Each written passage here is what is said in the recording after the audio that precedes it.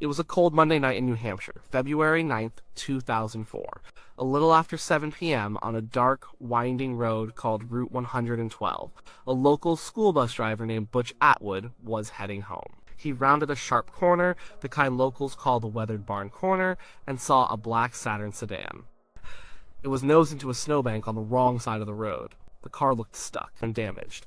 He pulled over. He saw a young woman inside. She was maybe in her early 20s with brown hair. She didn't look hurt, just cold and a little shaky. He asked if she needed help, if he should call the police. She said no. She told him she'd already called AAA. That was a lie. There was no cell service in that spot. Not then. Butch didn't argue. He knew the spot was dangerous. He lived just 100 yards away. He told her not to stay in the car. He urged her to wait at his house where it was warm. She said okay, but didn't move. He drove the short distance to his home and called the police anyway. He was worried. It was dark. The woman was alone. He looked out his window while he was on the phone. He couldn't see the car clearly, but he saw other cars pass by.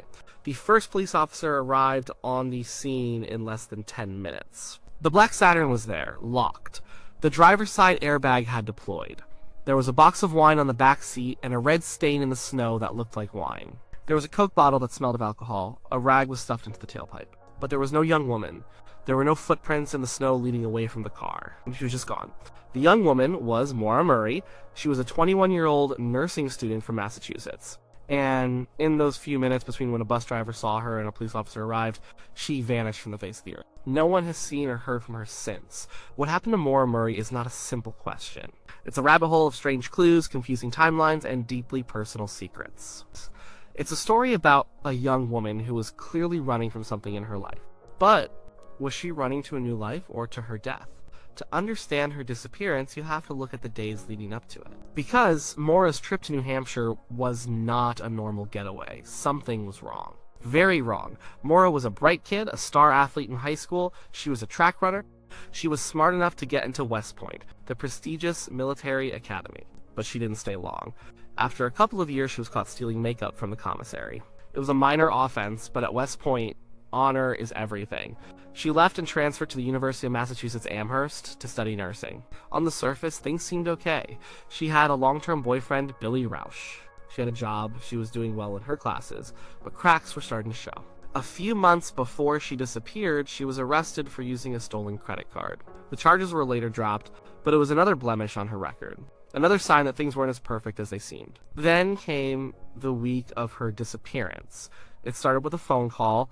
On Thursday night, February 5th, Maura was at her campus security job. Her supervisor saw her take a personal call. Whatever was said on that call completely undid her. Her supervisor said she just broke down. She was catatonic, a complete mess. Her supervisor walked her back to her dorm room around 1 a.m. To this day, nobody knows who called her or what they talked about. It was the first domino to fall. The next couple days were a blur of strange behavior. She was with her father, Fred Murray, on Saturday. They went car shopping. He was in town for the weekend. They had dinner together. It seemed normal. But after he dropped her off, she took his new Toyota Corolla and went to a dorm party. She left the party around 2:30 a.m. On her way back to her dad's motel, she crashed his car. It wasn't a bad crash, but she hit a guardrail. The police came. They didn't give her a sobriety test.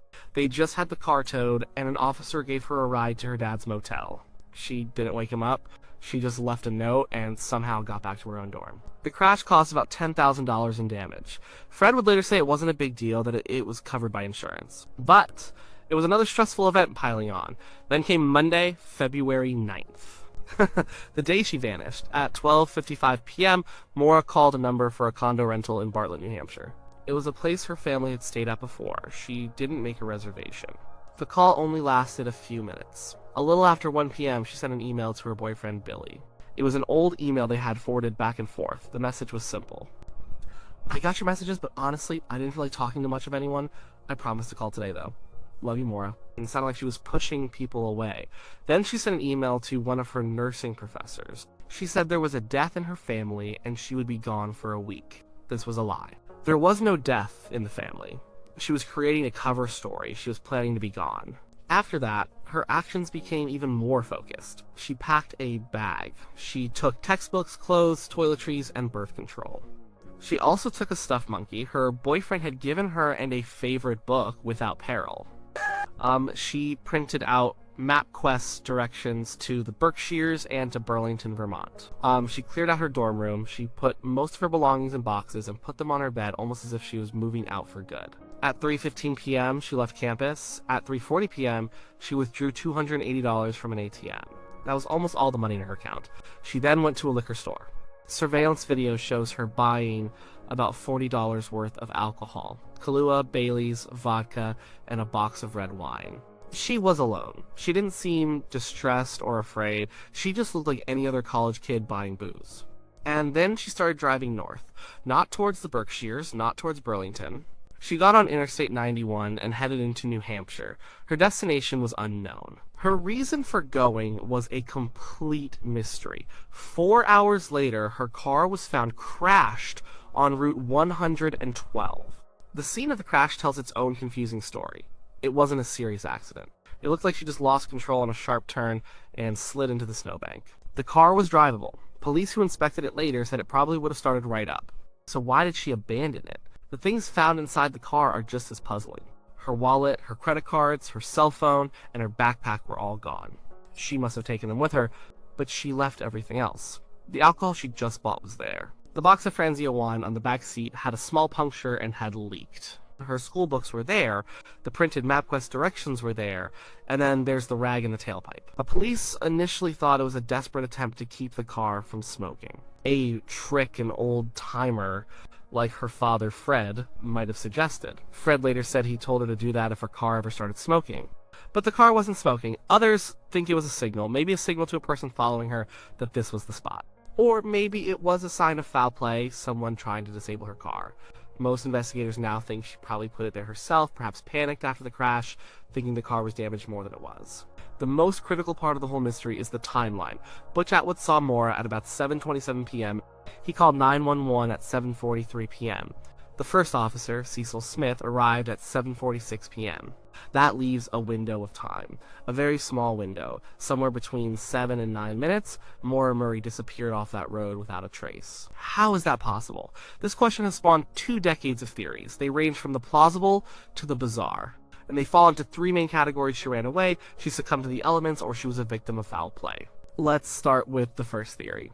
Maura ran away to start a new life. On the surface, this makes some sense. She was under a lot of pressure: the credit card theft, the car crash, the mysterious upsetting phone call. Maybe she was pregnant, maybe she was having trouble with her boyfriend, maybe she was facing a DUI from the crash in her dad's car and didn't want to lose her nursing license. She lied to her professors, packed her room, took out money. These look like the actions of someone planning to disappear. The idea is that she crashed her car, and in that moment she decided to fully commit. She grabbed her backpack and just walked away, hitching a ride with a passing stranger to a new life, maybe in Canada. Some people believe she had help, a tandem driver who was either following her or was supposed to meet her there. When she crashed, this person simply picked her up and they continued on their way. But this theory has big problems. If you were planning a new life, why would you leave on a Monday afternoon with only $280? Why drive to the middle of nowhere in New Hampshire? It's a terrible place to stage a disappearance. And most importantly, how do you stay hidden for 20 years? No one has ever reported a credible sighting. Her bank accounts and credit cards were never touched. Her social security number has never been used. To completely erase your identity is incredibly difficult. And why had she never contacted her family, not even a secret message to her sister Julie, to whom she was very close? It seems cruel. Her father has spent his life savings looking for her. It's hard to believe she would let him suffer for so long if she were alive and well. The second major theory is that Maura died of exposure. This is the theory that law enforcement initially favored. The scenario goes like this: Maura crashes her car. She's been drinking. She knows the police are coming. She's panicked about getting a DUI, so she decides to run. She doesn't want to be seen, so she runs into the woods. It's a dark, cold night.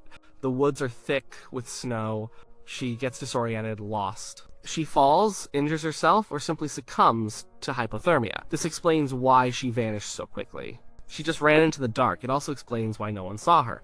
The woods would have hidden her. The problem is, extensive searches were done. In the days and weeks after she disappeared, police, volunteers, and her family searched the area. They used helicopters with thermal imaging. They used search dogs. The dogs followed her scent for about 100 yards east on the road from her car, and then the scent just stopped. It stopped cold in the middle of the road. This is a critical piece of evidence. To most dog handlers, this means one thing: she got into a vehicle. The dogs didn't track her into the woods. They tracked her down the road to a spot where she seemingly left the ground. Still, the woods are vast. It's possible she was missed. It's possible she wandered much farther than anyone thought. But after 20 years, you would think some piece of clothing, a bone, something would have turned up. A hunter or a hiker would have found something. But there has been nothing. This brings us to the third and perhaps most terrifying theory: foul play. This theory says that Maura did not leave on her own. She was taken. The scent dogs stopping in the middle of the road strongly suggests she got into a car. But whose car? One possibility is that it was a stranger, an opportunistic predator who happened to be driving by. They saw a young woman alone on a dark road. Her car crashed. A perfect target. They offered her a ride, and she, being cold and scared, accepted. Or perhaps they forced her into the car. This would explain the speed of her disappearance and the lack of any evidence left behind. The person just drove away with her. The problem with this theory is that it's statistically very unlikely. Random abductions like this are rare, and it would have to have happened in that tiny 7 to 9 minute window. It's not impossible, but it's a crime of incredible, almost unbelievable luck for the perpetrator. Another possibility is that the person wasn't a stranger. Maybe it was someone she knew or someone she had arranged to meet. This ties back to the tandem driver idea. Perhaps she wasn't alone on her trip north. Maybe someone was following her. When she crashed, her accomplice simply picked her up. But who would this be? Her boyfriend was at his army base in Oklahoma. Her family and friends were all accounted for. There is no evidence pointing to anyone she knew being with her. This is where the case gets dark and enters the world of local rumors and internet speculation. The area where Maura crashed is remote. It's part of a region in New England that can feel isolated, with a lot of woods and not a lot of people. In the years since she vanished, suspicion has fallen on a few local residents. One witness, who was driving home that night, said she saw an SUV parked near Maura's car, nose to nose with her. This was just moments before Butch Atwood arrived. This has never been confirmed, but it fuels the idea that someone else was at the scene. There was a house very close to the crash site, an A-frame house. The young man who lived there at the time and his friends came under intense scrutiny from online communities. They were seen as suspicious. People dug into their pasts, their police records. Cadaver dogs were brought to the house years later. The basement was dug up. A small piece of a knife was found, but DNA testing showed nothing connecting it to Maura. These individuals have never been named as suspects by police. They have been hounded and harassed for years, their lives turned upside down by amateur detectives. This is a key part of the Maura Murray story. Her case became one of the first and biggest true crime obsessions of the internet age. In the early days, her disappearance was just a local news story, but then came the internet. Websites like Web Sleuths and Reddit became hubs for people to discuss the case. They picked apart every detail: the rag in the tailpipe, the strange phone call, the MapQuest directions. Every single clue was analyzed and debated by thousands of people. This had its benefits. It kept Maura's story alive. It brought a level of attention to the case that it never would have gotten otherwise. It unearthed new witnesses and new pieces of information. Podcasts like Missing Maura Murray and books like James Renner's True Crime Addict dedicated years to investigating. They interviewed people police had never talked to. They chased down leads that had gone cold. But there was a dark side. The internet is not a police department. It doesn't have rules of evidence. A rumor and fact get mixed up until you can't tell them apart. People become convinced of a theory and then twist the facts to fit it. And, as mentioned, real people get hurt. The pressure on the small community of Haverhill, New Hampshire has been immense. Locals have been accused of murder with no evidence. They have been stalked and threatened. The Murray family itself has been split by the online attention. Maura's father, Fred, has always believed that a local dirtbag grabbed his daughter. He has been relentless, returning to New Hampshire every year on the anniversary of her disappearance to search and keep her story in the news. He's a man driven by a singular, desperate hope. He has cooperated with some online investigators, but has been critical of others. The rest of the family has been more private, wary of the wild speculation. They have been hurt by theories that paint Maura in a negative light, suggesting she was a troubled person who ran away from her problems. They want to remember her as the smart, loving, athletic young woman she was. The police have also been criticized. In the beginning, they seemed to treat it as a simple missing person case, someone who had just walked off. They didn't secure the scene of the crash as a potential crime scene. They waited more than a day to issue a BOLO B on the lookout alert. Some crucial early steps may have been missed. Since then, they have been very tight-lipped about the investigation. They say it's an active case and they can't release information that could compromise it. This has frustrated the family and the public, and it has only fueled more conspiracy theories about a police cover-up. So where does the case stand today? It is cold, very cold, but it is not dead. Every few years, a new lead emerges. A new search is conducted. In 2019, police searched the basement of a house near the crash site after getting a tip and using ground-penetrating radar. They found nothing. In 2022, bone fragments were found on a nearby mountain, but they were determined not to be Maura's. The New Hampshire State Police now classify the case as a suspicious missing person case. They believe Maura is likely a victim of a crime. They don't think she just ran off and died in the woods. They believe, like the dog handlers did, that she got into a car. What we are left with is a collection of puzzle pieces that don't fit together. We have the actions of a young woman in distress. Maura was not herself in the days before she disappeared. The catatonic state, the lies, the packing of her room. She was running from something. But what? Was it the culmination of several small stresses, or was it one big, dark secret that no one knew about? We have the scene of the crash. A minor accident on a dark road, a young woman who tells a witness she doesn't need help, a locked car, no footprints, a scent trail that stops dead in the middle of the road. We have a tiny window of time, a few minutes where the world seems to have opened up and swallowed a person whole. And we have the aftermath, 20 years of searching, a grieving family that has never given up hope, an internet community that keeps the flame burning, for better or for worse, and a police department that holds its cards close to its chest. What do I think happened? It's impossible to say for sure, but the simplest explanation is often the most likely one, even if it feels unsatisfying. Maura was deeply troubled by something. She decided to run away for a few days to clear her head. She packed her things, lied to her professors, and just drove. She didn't have a firm plan. She was just driving north. She had a drink or two in the car to calm her nerves. She took a turn too fast on a dark, icy road and slid into the snowbank. She wasn't hurt, but she was panicked. She knew the police would be called. She was terrified of getting a DUI, which would end her dream of being a nurse. So when Butch Atwood stopped, she lied and said she'd called AAA to get him to leave. She knew she had to get away from the car before the police arrived. In that moment, she made a fateful decision. A car came by. A local person, maybe, or just someone passing through. They pulled over and asked if she needed a ride. She saw it as her only way out. She grabbed her backpack, phone, and wallet, and she got in. This is where the story splits into two tragic endings. In one version, the person who picked her up was just a person. A good Samaritan. They drove her to a nearby town.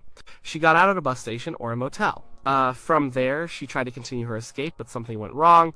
Maybe she met with foul play later.